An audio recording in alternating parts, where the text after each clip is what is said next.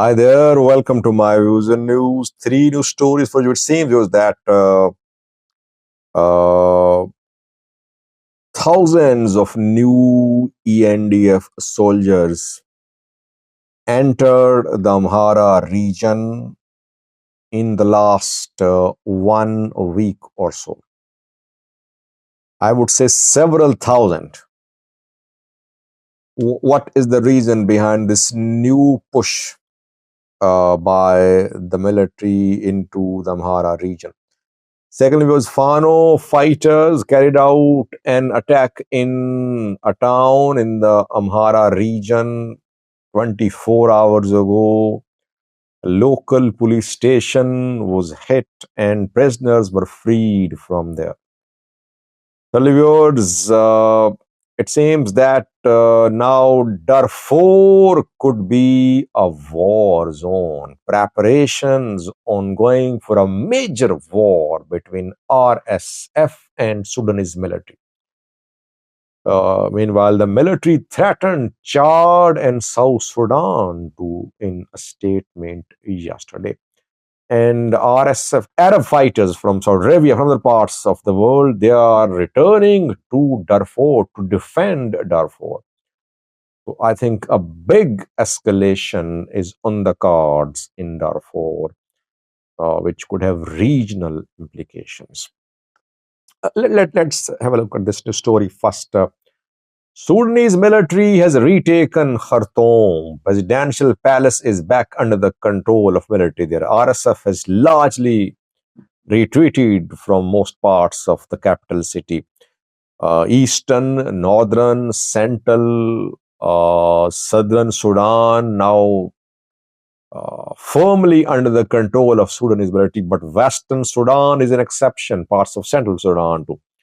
Western Sudan, Darfur, tightly controlled by RSF. Western Sudan shares border with Chad.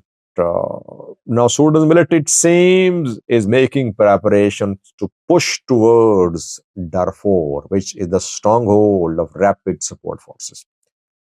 And we could see a deadly war there. And if Sudan's military tries to storm Darfur, we could see prolonged war there.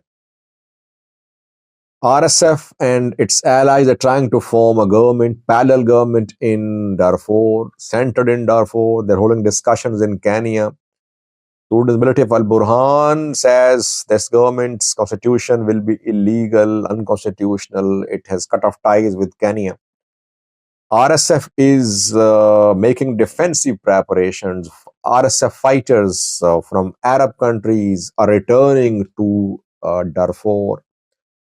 Meanwhile, Yasir al-Atta, deputy head of Sudan military, yesterday threatened Chad and South Sudan, saying that airports, especially in Chad, could be hit.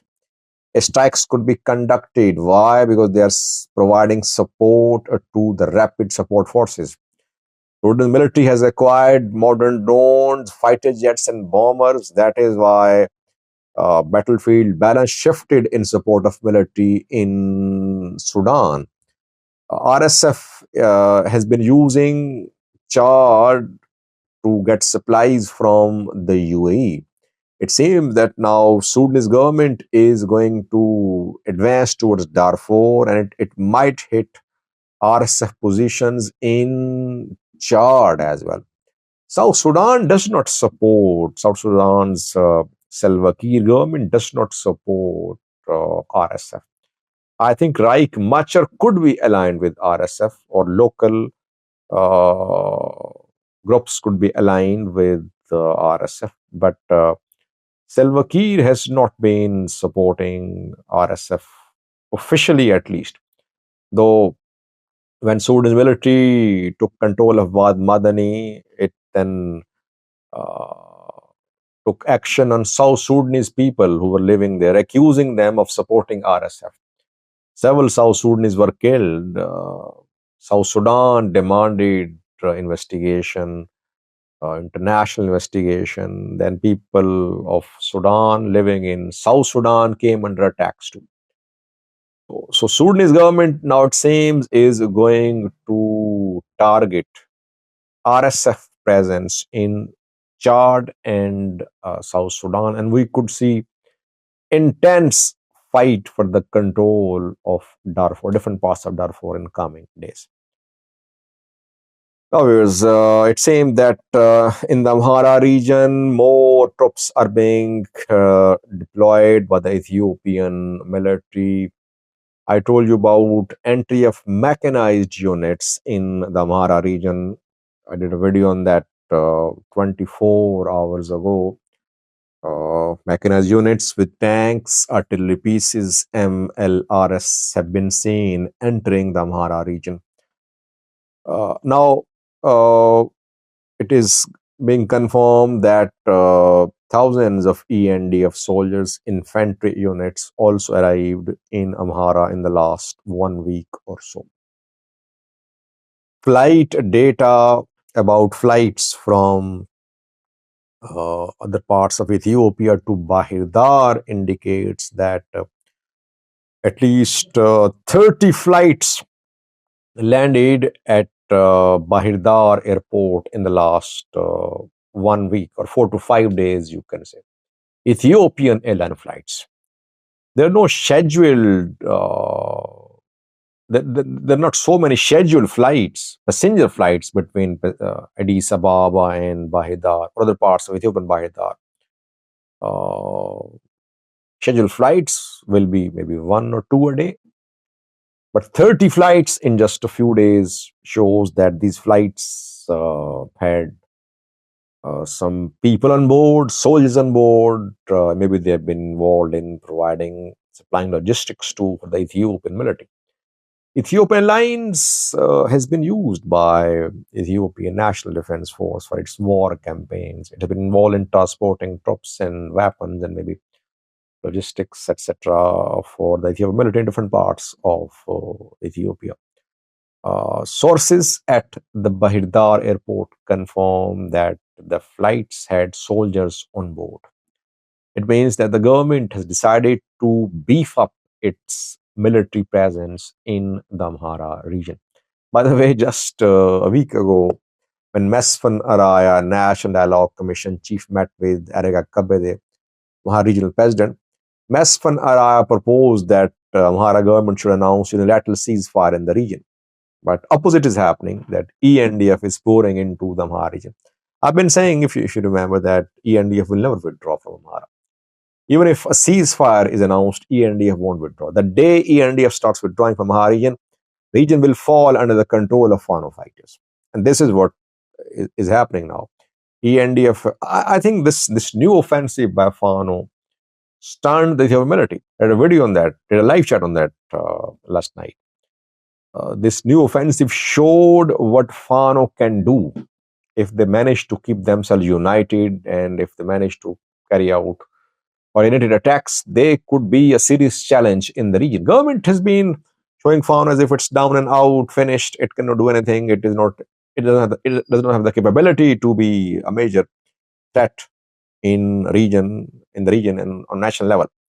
But new offensive definitely has forced the government to reassess Fano's capabilities. That is why mechanized units entering Amhara, more ENDF units entering Amhara. I think we could see now launch of major offensive by ENDF too.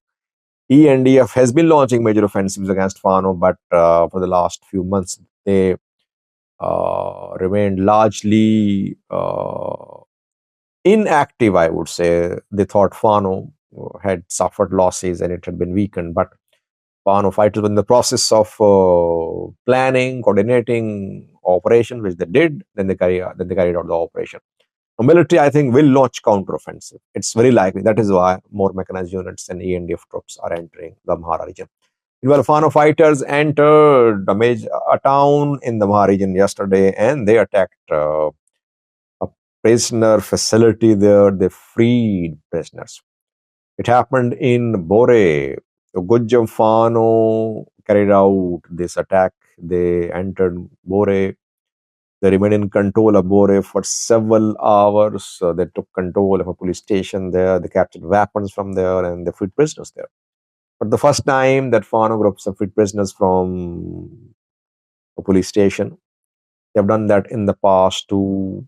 Now they're planning their operations and they announce in advance an operation be conducted that this road is closed, so people should cooperate with Fano. And once operation is complete, they say that now road has been opened.